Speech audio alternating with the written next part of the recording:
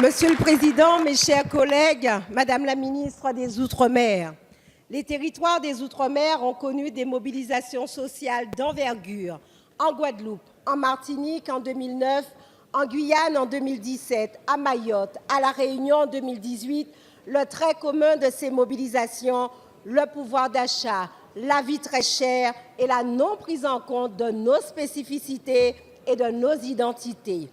Ici même, des députés illustres, Aimé Césaire, Paul Vergès, Rosan Girard, Gerty Archimède, Jean-Paul Virapoulet ou encore Justin Cataillé, n'ont pas ménagé leur effort pour faire prendre conscience de ces réalités. Les assises des Outre-mer hier, les États généraux avant-hier, et qu'en est-il sorti? Qu'est-ce qui a changé dans le quotidien de nos populations?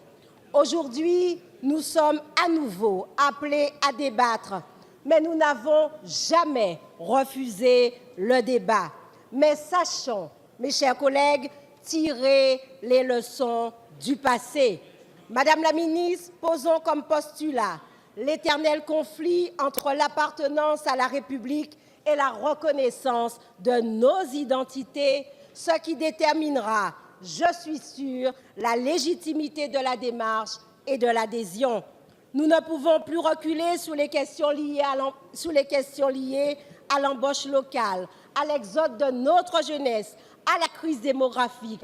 Nous devons aussi avoir des réponses concrètes sur la couverture sanitaire, sur l'emploi, sur la sécurité et sur l'adaptation de la gouvernance de nos territoires afin de relever de nombreux défis.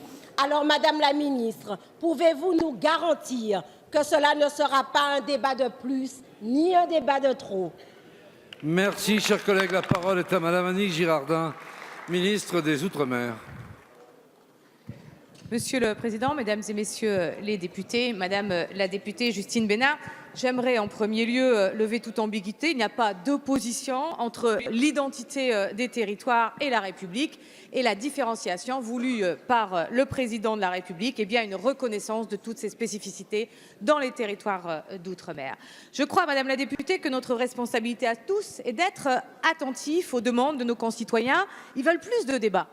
Ils veulent davantage échanger avec nous tous. Alors, je peux en témoigner dans le cadre des Assises des Outre-mer. 25 000 ultramarins ont participé à ces travaux. Et vous connaissez ma méthode.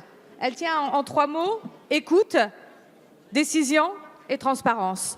Et pour vous démontrer, si besoin, que les Assises des Outre-mer nous ont fait avancer, eh bien, ça a été des réformes ambitieuses, notamment économiques, pour créer bien sûr de l'emploi dans les territoires d'outre-mer et rendre les territoires plus attractifs. Ça a été 700 millions d'euros pour la formation réservée aux territoires d'outre-mer. Ça a été la création de certain nombre de postes de médecins supplémentaires, une centaine actuellement. C'est 6 500 places de crèches en plus. C'est la création d'un fonds santé spécifique pour lutter contre les addictions.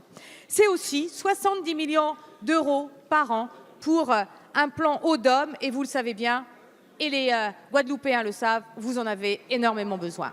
Alors les assises, ce sont aussi des ambitions fortes. C'est bien sûr la biodiversité, c'est la réduction de la consommation des gaz à effet de serre, c'est les enjeux démographiques, vous en avez parlé. Bref, c'est un engagement de tout ce gouvernement en faveur des territoires d'outre-mer. Je crois profondément au débat.